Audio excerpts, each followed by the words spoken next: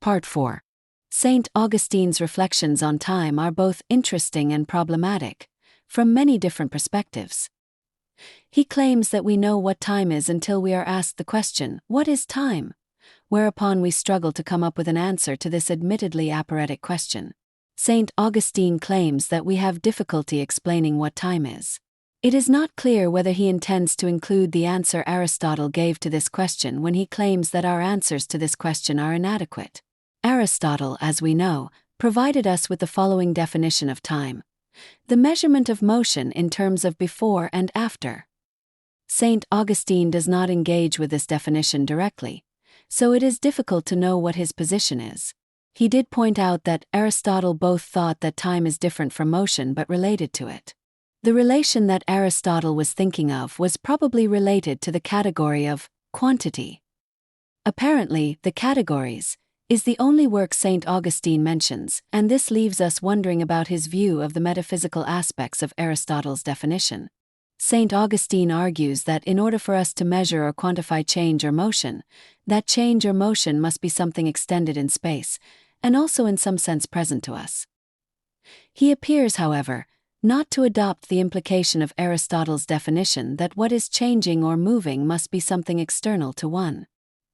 He appears to phenomenologically bracket this externality, and instead describes this extension as an extension in the mind, implying that the presence is a presentness to the mind. St. Augustine then argues that the past can only be made present to the mind via the power of memory, whereas the future is made present to the mind via the power of expectation. One observation one can make about these reflections is that there is no attempt at a definition of time, but only an attempt to describe what is happening to the mind. Some commentators have taken St. Augustine to be engaged in the phenomenological venture of describing the functions of consciousness. It ought to be pointed out, however, that this idea of the present is first and foremost a theological idea that is related to the eternal presence of God, for whom there can therefore be no past and future dimensions of time.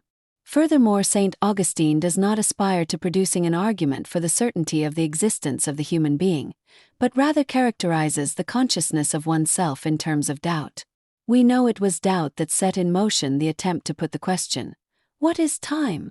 The Aristotelian response to this question, however, was not to describe what is happening in the mind, but rather to say what time ontologically must be by referring to the principles of non-contradiction and sufficient reason in an argument. For Aristotle, furthermore, there must be something enduring and real in any change from something to its contrary. This something has two aspects, an external and an internal aspect. The internal aspect of this change is the subject that is of interest for the Delphic oracle and the prophecy, "Know thyself." But the external aspect of this self is best given in Aristotle's essence-specifying definition of the human self, namely, rational animal capable of discourse. Knowing what this self is of course the most difficult of aporetic questions. Enduring, for Aristotle, does not mean eternally present, but it does guarantee some form of finite existence which is related to the Greek notion of sus. Human life in the Augustinian system differentiated itself from animal life in virtue of the fact that God breathed life into the human form. This divine breath sufficed to place us higher up on the chain of creation than animals, for St. Augustine. Whereas for Aristotle, the fact that we were beings for whom our being was in question, cf. Heidegger, sufficed for us to occupy one of the highest places on a chain of being.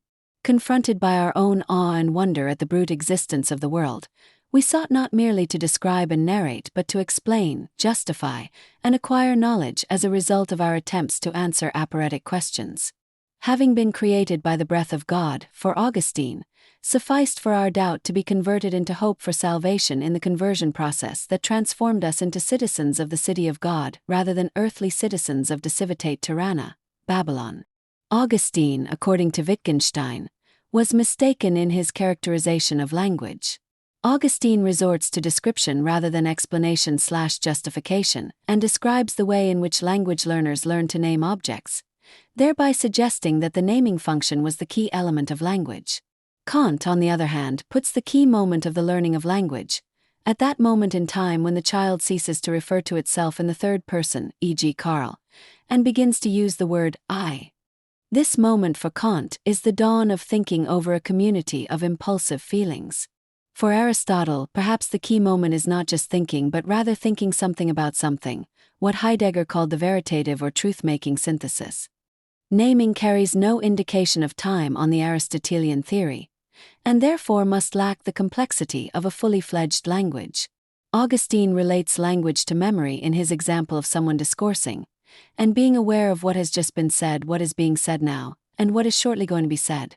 This is, once again, a descriptive account of what the self is conscious of at any moment of any discourse, but what it fails to take account of is the very important aspect of the reason why the speaker is saying what they are saying, e.g. perhaps because they believe in freedom of speech or justice on grounds they could defend if required to.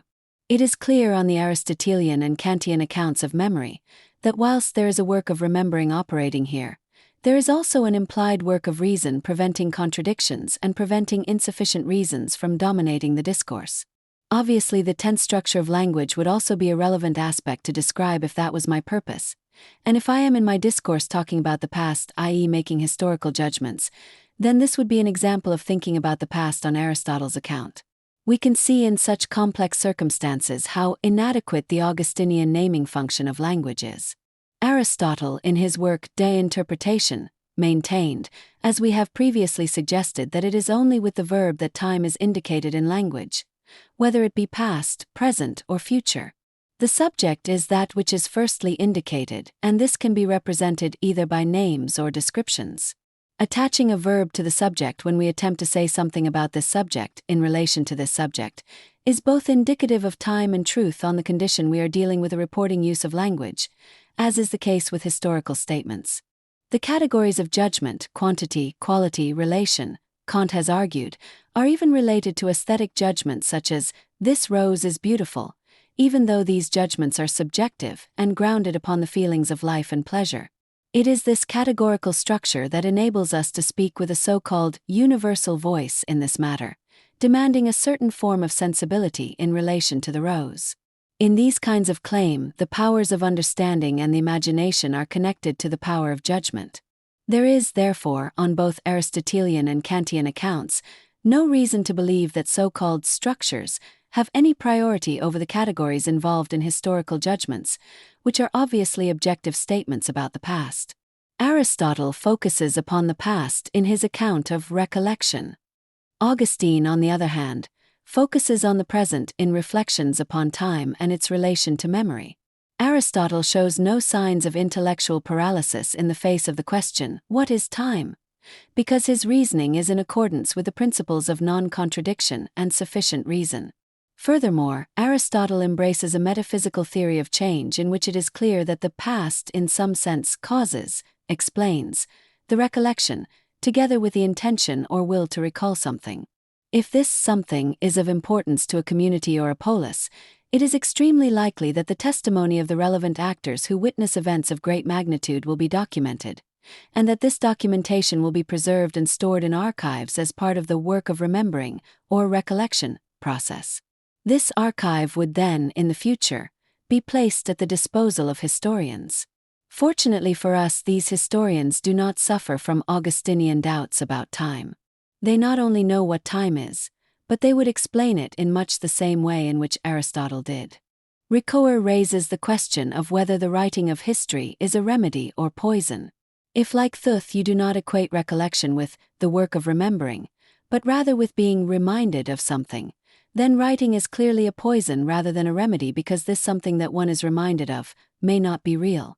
This may well have been a fair question to raise in relation to the writing down of myths, but when it came to the more disciplined work of remembering that occurs where reference is made to the testimony that is contained in archives, there surely cannot be any serious doubt about the fact that historians are writing about something real.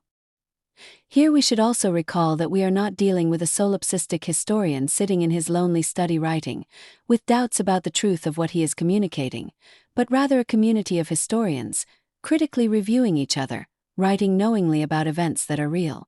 In such a community, the work of each is reviewed and criticized by all others, in terms of the truth value of the judgments. In a chapter entitled The Documentary Phase, Ricoeur makes a very interesting claim that prior to the work that is archived lies another work, a work of testimony, done by living witnesses to the events of magnitude and significance so important to the existence and maintenance of the polis. Ricoeur's reflections do not follow this particular path, but given the fact that historical events have both good and bad legal and political consequences, it is our assertion that the best tribunal for the evaluation of such consequences would be one in which practical reasoning is used.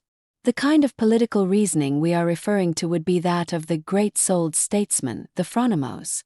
The reasoning we would expect in legal tribunals, on the other hand, centers around a thesis about someone's possible guilt, being confronted with an antithesis about possible innocence. In the course of such proceedings, both physical evidence and testimony play a decisive role. The demand of the testimony is that it be true on pain of being subject to severe sanctions for contempt for the process. One can claim that the essence of such legal testimony is historical, in that it claims that an event or series of events significant for the outcome of the case either did or did not occur. The transcendental presupposition behind the truth of this testimony is, "I was there." Page 148. Historians, engaging in discussing the truth content of a peer's work, are interested in passing judgment upon that work in accordance with multiple criteria which include evaluating the truth value of the judgments contained in a context of explanation/justification typical of all sciences concerned with the advancement of knowledge. Important in this process, of course, is the place or site of the action or event.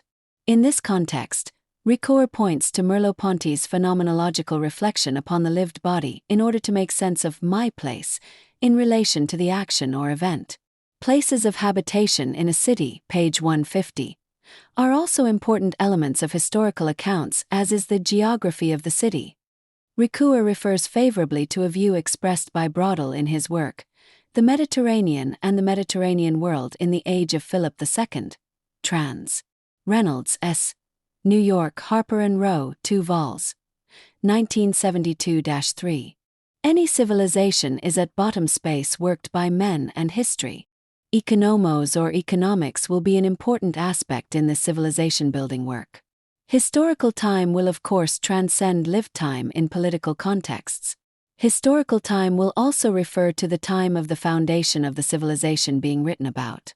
Such dating, of course, presupposes a calendar system that in its turn bears some relation to cosmic time, the movement or change of position of heavenly bodies, rotational or orbital.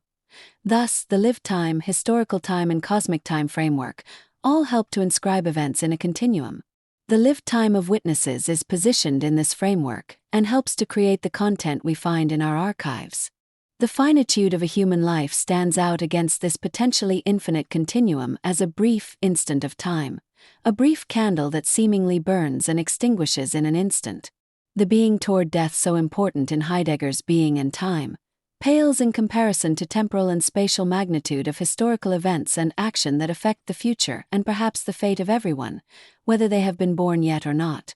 Now, whilst death finds a limited place in the historical archives as does love in the register of marriages, these finite aspects of lived time are left to the poets and writers who hope to survive in our libraries after their death. Ricoeur takes up the notions of cyclical time as represented in the days, weeks, and months of the yearly calendar, and the notion of linear time represented by the non-calendar time of years, centuries and millennia, page 156. Cosmic history, of course, transcends calendars and clocks, and even the presence of witnesses. In the light of such long time periods which the Greeks felt might stretch back into infinity along an infinite continuum, we can understand that the longer the period of human history extends, the more it will tend to transcend even the fundamental element of event/action and become more concerned with longer speculative units, e.g. Hegelian chronosophies of progress versus philosophies of regression. Ricoeur poses the fundamental question as to whether a history without direction or continuity is possible, and he refers to Pomian's suggestion that structure replace periods as an organizing form, page 157. Such a suggestion would have the consequence of collecting periods into larger units such as ages, which, Ricoeur argues, can cause problems if there are rival categorizations of these ages. What is clear is that structuralism, as a linguistic theory, does not engage directly with either Aristotelian or Kantian categories, perhaps because these latter do not have a linguistic origin but rather are existential and logical/conceptual. The naming of ages or periods is of course a complex matter, but a clue to an Aristotelian or Kantian view of a historical classificatory system that preserves intuitions of both direction and continuity is given in the naming of, firstly, the era of ancient Greece as a golden age, and secondly, the naming of that intense period that followed the Dark Ages as the Renaissance, rebirth of the Golden Age. These two periods are thus related to each other, continuity, and provide direction. Structuralism, as we know, in other contexts was a speculative theory that resulted in a reduction of historical phenomena to category-neutral events, which could then be inserted in an algebraic/logical combinatory matrix, page 160. Ricoeur, to his credit, raises some doubts about this methodological approach, and points to his own theory of action as an example of a critical response to structuralism. Testimony is viewed by Ricoeur as an action/event. He raises doubt about this fundamental aspect of the historical process by referring to an experiment in which subjects were asked to reconstruct or reconstitute a film sequence they had witnessed. The results, it was concluded, raised serious questions about the trustworthiness of testimony. Ricoeur raises the issue of whether these laboratory conditions were a fair reflection of the normal circumstances in which testimony is given, with some justification. If we take as our paradigm of testimony what occurs in a legal tribunal, we can see that in such circumstances the focus is not solely on what happened, but also on its relation to the law. At the end of this process, a judgment will be made as to whether a law had been broken or not. The focus of the experiment on the what, without any involvement of the why, may have been a confounding variable in the above experiment. Historical writings, on the view of Kant, ought to concern themselves both with the truth and the direction and continuity of history. This involves concern with deeds of magnitude evaluated, firstly, by the practical idea of freedom, and secondly, the several formulations of the categorical imperative. Also important in this discussion is the way in which the historical plot unfolds in the historical narrative. Ricoeur, however, leaves a question hanging in the air over the issue of the integrity of the archives. The question namely as to whether they are the remedy to a malady or a poison. The myth of Phaedrus is invoked in relation to the claim that documents in an archive are orphaned and need support from their authors who, as a matter of fact, may even be dead. In many cases, of course, the authors represented institutions of the polis, and, in such circumstances, living confirmation of one's archive testimony is replaced by trust in these institutions, as judged of course by the historians working with the documents emanating from these institutions. It is theoretically possible that there occur an event/action of significant magnitude and all the witnesses may be killed, thus preventing the production of any documentation. Nevertheless, the death of all the witnesses would raise questions by the communities they were part of, and these communities would probably launch investigations into the causes of these deaths. Ricoeur takes up the issue of fraudulent documents placed in archives, but these documents, when compared with other documentation in the same archives as well as other archives, often violate the principles of non-contradiction and sufficient reason and stand out like flashing warning signs. Documents have been falsified in various places at various times in history, and have been discovered by either comparison with other documents or the testimony of living witnesses. For many, these unlikely possibilities suffice for them to classify history as a conjectural science. Page 174. We have ourselves witnessed the testimony of living witnesses to the Holocaust, and such testimony tests the veracity of the archived information all over the world. No one believes that a Holocaust survivor with a number tattooed on their arm which is sequential to other numbers tattooed on other survivors' arms is an untrustworthy source of information. Questioning whether they have a photographic memory of the terrible events that occurred in the camps, as the above scientific experiment suggests, is not a rational response to their suffering. Were they to appear at a trial, as they did at the trial of Eichmann, their testimony would suffice to be archived as truth, given the judgment that was handed down against Eichmann. Paradoxically, Eichmann's defense at this trial was covered by Arendt in her book on Eichmann in Jerusalem, and she noted after reading all the trial material that the defendant was not capable of thinking, as she put the matter. This angered many Jews and confused many academics who perhaps did not appreciate the subtlety of Arendt's criticism. She pointed out that, when questioned, Eichmann often mechanically and robotically repeated clichés from a very limited verbal repertoire, giving the impression that he was delivering memorized phrases and responses. She also pointed to the judgment of many commentators, that Eichmann appeared ludicrously ridiculous on the stand. We discussed the phenomenon of memorization previously, and pointed out the fundamental difference between this phenomenon and the work of remembering that is required by a process of questioning in a trial where one's life may be at stake. Memorization, Ricoeur noted earlier, belongs in a matrix of authority relations, so it was not at all surprising to witness Eichmann's defense, which claimed that, in signing the orders for the transport of 1.5 million Jews, he was merely following orders, which he found no reason to question. In an interesting epistemological discussion of the relation of a fact to an event, Ricoeur claimed the following.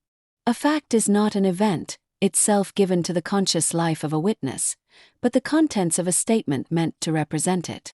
Pages 178-9. So, what is true of a fact may not be true of an event. Wittgenstein's attempted final solution to all the problems of philosophy in his work, Tractatus, insisted that 1.1 The world is the totality of facts, not of things. Wittgenstein then further insisted that so-called atomic facts are related to atomic states of affairs. This suggested that everyday facts were complexes and could be divided up in much the same way as objects could, e.g. a broom, composed of the parts of a brush and a handle. Events such as swimming are presumably, at least theoretically, divisible into an agent and an action, but facts are categorically different on Ricoeur's account, being contents of representational statements, i.e. they have a propositional character. He continues outlining the distinction. It is as the ultimate referent that the event figures in historical discourse. And it is to preserve this status of the reference of historical discourse that I distinguish the fact as something said, the what of historical discourse from the events as what one talks about, the subject of. That makes up historical discourse. Page 179. The above accords with the idea that the fact is predicated by that, e.g. in a context of saying/believing/knowing something about something. The ultimate meaning of a historical event may well be something that happens, but that in turn must also in some sense be related to actions in which actors/cities/nations/civilizations are attempting to make something of themselves, in accordance with Archie, Dyke, Episteme, Arete and Phronesis. Ricoeur does not venture down this path of reflection, in spite of his earlier proclamation concerning the importance of action theory. An event is clearly logically not something that is done, but seemingly rather falls into the category of what happens, or what takes place, e.g. a public event. In law, a fact is the truth about an event. This characterization would conform to Aristotelian theory and the view that the role of the fact is to say something about something. In Wittgenstein's early work, the Tractatus, we are told that the world is all that is the case, and one interpretation of this leaves us with the OED definition of a fact as a thing that is the case. Reports in archives mostly contain facts, and not just information that has to be interpreted. This implies that much of the work of the historian involves explaining and justifying the facts in documents, rather than interpreting information. Ricoeur interestingly raises the possibility of a conflict of interpretations of events, especially if living witnesses who were present at an event contradict accounts of the event given in the archives. Such an occurrence is certainly a possibility, but an unlikely possibility, when we are dealing with events of magnitude that have many consequences for many people over long periods of time, e.g. the Holocaust. Ricoeur, curiously, refers to this as a crisis of testimony, a crisis of belief and trustworthiness. For Ricoeur, testimony may be flawed, and he hopes that situating representation in a context of explanation will save its reputation. The fact of the matter, however, is that the so-called reputation of testimony is constituted by its occurrence in a context of explanation/justification, and it is exactly this feature that guarantees its validity.